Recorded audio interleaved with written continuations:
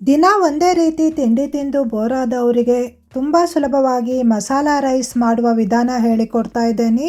ಕೈಗೆ ಸಿಕ್ಕಿರುವಂತಹ ಪದಾರ್ಥಗಳನ್ನು ಹಾಕಿ ಮಾಡಿರುವಂತಹ ಈ ರೈಸ್ ಸಖತ್ ರುಚಿಯಾಗಿರುತ್ತೆ. ತುಂಬ ಸುಲಭವಾಗಿ ಮಾಡಬಹುದು.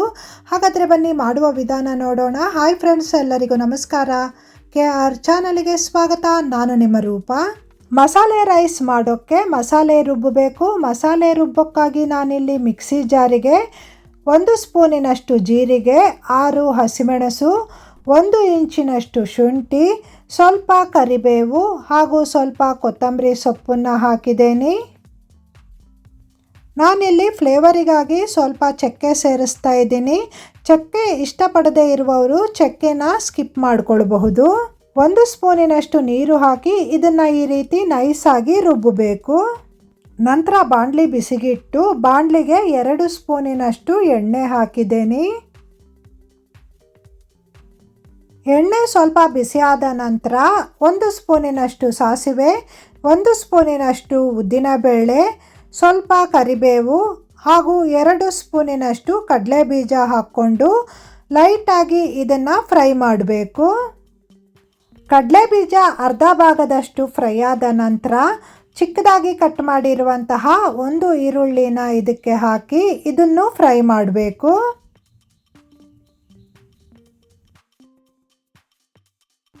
ಇದು ಸ್ವಲ್ಪ ಫ್ರೈ ಆದ ನಂತರ ಇದಕ್ಕೆ ಅರ್ಧ ಸ್ಪೂನಿನಷ್ಟು ಅರಸಿನ ಪುಡಿ ಸೇರಿಸ್ತಾ ಇದ್ದೀನಿ. ಅರಸಿನ ಪುಡಿ ಆರೋಗ್ಯಕ್ಕೆ ತುಂಬಾ ಒಳ್ಳೆಯದು. ಆದಷ್ಟು ಅಡುಗೆಗಳಲ್ಲಿ ಅರಸಿನ ಪುಡಿನ ಉಪಯೋಗಿಸೋದು ಒಳ್ಳೆಯದು. ಎಲ್ಲ ಪದಾರ್ಥಗಳು ಚೆನ್ನಾಗಿ ಫ್ರೈ ಆದ ನಂತರ ರುಬ್ಬಿರುವಂತಹ ಮಸಾಲೆನ ಇದಕ್ಕೆ ಹಾಕಿದ್ದೇನೆ. ಈಗ ಈ ಮಸಾಲೆನ ಚೆನ್ನಾಗಿ ಫ್ರೈ ಮಾಡಬೇಕು. ಮಸಾಲೆ ಹಸಿ ವಾಸನೆ ಹೋಗುವ ತನಕ ಇದನ್ನ ಚೆನ್ನಾಗಿ ಫ್ರೈ ಮಾಡಬೇಕು. ಮಸಾಲೆ ಫ್ರೈ ಮಾಡಬೇಕಾದ್ರೇ ಘಮ್ ಅಂತ ಪರಿಮಳ ಬರ್ತಾ ಇದೆ. ಪಲಾವ್ಗಿಂತನೂ ಈ ಮಸಾಲ ರೈಸ್ ತುಂಬ ರುಚಿಯಾಗಿರುತ್ತೆ. ಮಸಾಲೆ ಚೆನ್ನಾಗಿ ಫ್ರೈ ಆದ ನಂತರ ಕಟ್ ಮಾಡಿರುವಂತಹ ಅರ್ಧ ಕ್ಯಾಪ್ಸಿಕಮನ್ನು ಹಾಕಿ ಇದನ್ನು ಚೆನ್ನಾಗಿ ಫ್ರೈ ಮಾಡಬೇಕು. ಕ್ಯಾಪ್ಸಿಕಮ್ ಬೇಗ ಮೆತ್ತಗಾಗುತ್ತೆ, ಅದಕ್ಕೆ ನಾನು ಮಸಾಲೆ ಫ್ರೈ ಆದ ನಂತರ ಇದನ್ನು ಹಾಕಿ ಫ್ರೈ ಮಾಡಿದ್ದೇನೆ. ಈಗ ಎಲ್ಲ ಪದಾರ್ಥಗಳು ಚೆನ್ನಾಗಿ ಫ್ರೈ ಆದ ನಂತರ ಇದಕ್ಕೆ 1 ಸ್ಪೂನಿನಷ್ಟು ಉಪ್ಪು ಹಾಕಿದ್ದೇನೆ. ಉಪ್ಪು ಹಾಕಿದ ನಂತರ ಇದನ್ನು ಒಮ್ಮೆ ಈ ರೀತಿ ಚೆನ್ನಾಗಿ ಮಿಕ್ಸ್ ಮಾಡಿ. ನಾನಿಲ್ಲಿ ಉದುರುದ್ರಾದ ಅನ್ನ ಮಾಡಿ ಇಟ್ಕೊಂಡಿದ್ದೆ. ನಾನಿಲ್ಲಿ ಮಾಮೂಲಿ ಊಟಕ್ಕೆ ಬಳಸುವಂತಹ ಅಕ್ಕಿನೇ ತಗೊಂಡಿದ್ದೀನಿ. ನೀವು ಬೇಕಾದರೆ ಬಾಸುಮತಿ ಅಕ್ಕಿಯಲ್ಲಿಯೂ ಈ ರೆಸಿಪಿನ ಮಾಡಬಹುದು.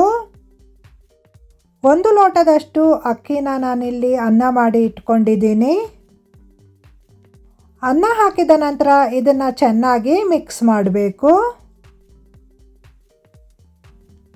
ನೋಡಿ, ಇದು ಚೆನ್ನಾಗಿ ಮಿಕ್ಸ್ ಆದ ನಂತರ ಇದಕ್ಕೆ 1 ಸ್ಪೂನಿನಷ್ಟು ಸಕ್ಕರೆ ಹಾಕಿದ್ದೇನೆ.